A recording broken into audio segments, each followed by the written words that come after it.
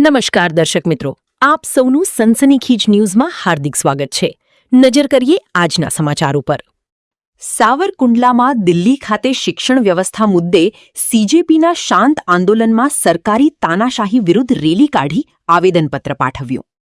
છેલ્લા 1 મહિનાથી દિલ્હી જંતર મંતર પર છાત્રોના ભવિષ્ય માટે શિક્ષણ વ્યવસ્થા સુધારવા અને નીટ પેપર લીક થવાથી હતાશ અને ભવિષ્ય બરબાદ થઈ ગયું તેવા આઘાતમાં દેશે 20 જેટલા વિદ્યાર્થીઓએ આત્મહત્યા કરી લીધી હતી। આથી આ મુદ્દે સીજેપી ફાઉન્ડર અભિજીત દીપકે તથા સોનમ વાંગચુક અને ઓલ ઇન્ડિયા સ્ટુડન્ટ એસોસિએશનના રાષ્ટ્રીય અધ્યક્ષ કુમારી નેહા અનશન આંદોલન ચલાવી રહ્યા હતા, જેમાં નગીના સાંસદ ચંદ્રશેખર આઝાદ તથા તમિલનાડુ મુખ્યમંત્રી વિજય થાલાપતિ, એક્ટ્રેસ સોનાક્ષી સિન્હા, શબાના આઝમી, કિસાન નેતા ટિકૈત વગેરે સેલિબ્રિટીઓએ પોતાનું સમર્થન આપ્યું હતું।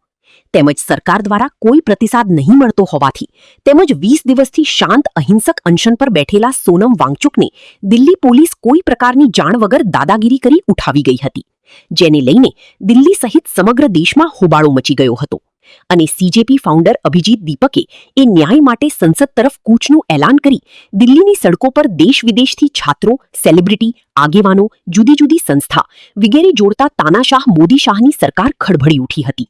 તેમજ આરએસએસ ભાજપ બંનેએ તેના ગુંડાઓને પોલીસ ડ્રેસ પહેરાવીને પોલીસ સાથે ભેળવી આંદોલનકારીઓ પર રાક્ષસની જેમ તૂટી પડતા સેંકડો છાત્રો સહિતના આંદોલનકારી ઘાયલ થયા હતા, જેથી વ્યથિત થઈ નગીના સાંસદ ચંદ્રશેખર આઝાદ સંસદ પરિસરમાં ડોક્ટર બાબા સાહેબ આંબેડકરની પ્રતિમા નીચે આંદોલન પર ઉતરી ગયા હતા। આથી આ સમગ્ર મામલે સાવરકુંડલામાં પણ લોકોમાં રોષ ફાટી નીકળ્યો હતો, જેમાં લોકોએ નવલી ડોક્ટર આંબેડકર ચોકથી વિશાળ રેલી કાઢી મામલતદારશ્રીને આવેદનપત્ર આપ્યું હતું, જે રેલીમાં આગેવાન કાંતિભાઈ વાળા, ધીરુભાઈ ખીટોલિયા બધાના નામ લખીને જોડાઈને ભાજપ સરકારનો ઉગ્ર વિરોધ પ્રદર્શિત કરી કેન્દ્રીય શિક્ષણ મંત્રી ધર્મેન્દ્ર પ્રધાન, ગૃહમંત્રી અમિત શાહ, વડાપ્રધાન મોદી સહિતના રાજીનામાની માંગવાળું આવેદનપત્ર।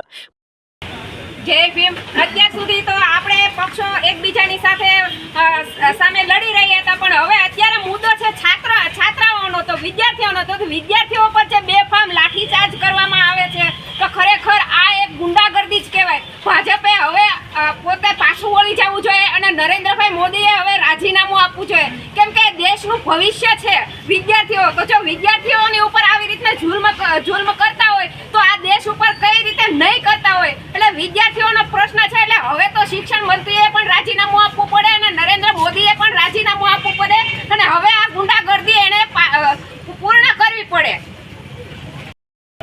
મિત્રો, મીડિયાના માધ્યમથી આ સરકાર, આ મૂંગી મેરી સરકારને સાવરકુંડલાના તમામ સ્ટુડન્ટો સાથે અમારી આગેવાની નીચે સરકારને કહેવા માંગીએ છીએ કે છેલ્લા 20-25 દિવસ દિલ્હીની અંદર જે લડાકુ યુવાનો જે જે કામ કરી રહ્યા છે તેમને આ સરકાર આતંકવાદી માને છે। હવે આ ફક્ત ભારતના સ્ટુડન્ટો નથી કહેતા, આઉટ ઓફ કન્ટ્રી પણ કહે છે। આજે 4 દેશોના વડાઓએ પણ ટ્વીટ કર્યું છે કે મોદી હવે તું તાનાશાહી કરવાનું બંધ કરી દે।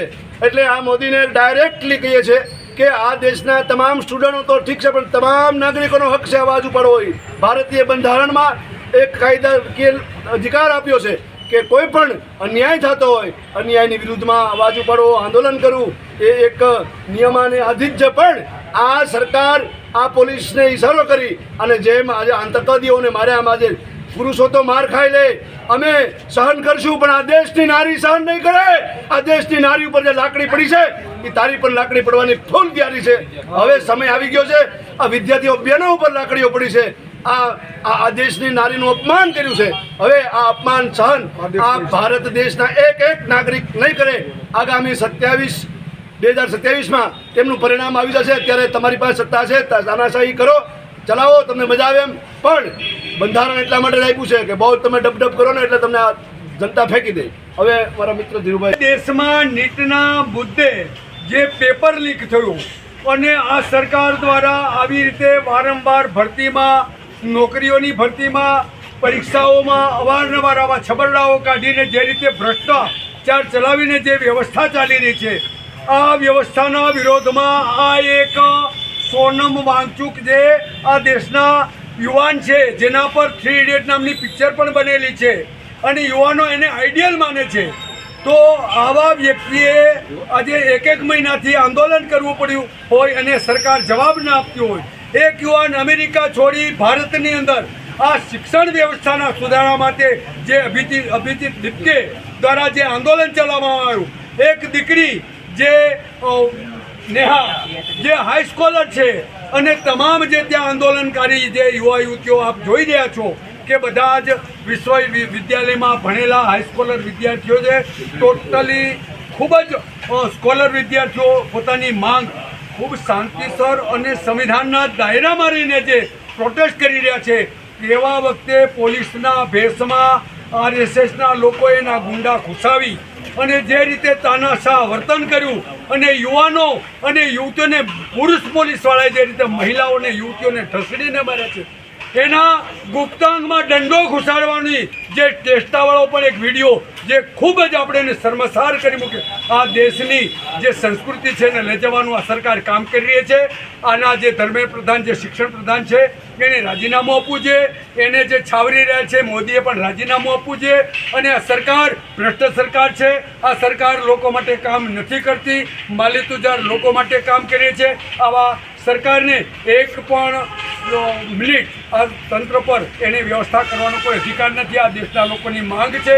આ સરકાર નહીં સમજે તો આ યુવાનો, આ દેશના લોકો રોડ ઉપર ઉતરી આ રીતે પ્રોટેસ્ટ કરી અને એને ઘર ભેગા કરવા સુધીની આ આંદોલનને ક્યારેય અટકવા નહીં દઈએ. એ વાત સાથે હું મારી વાત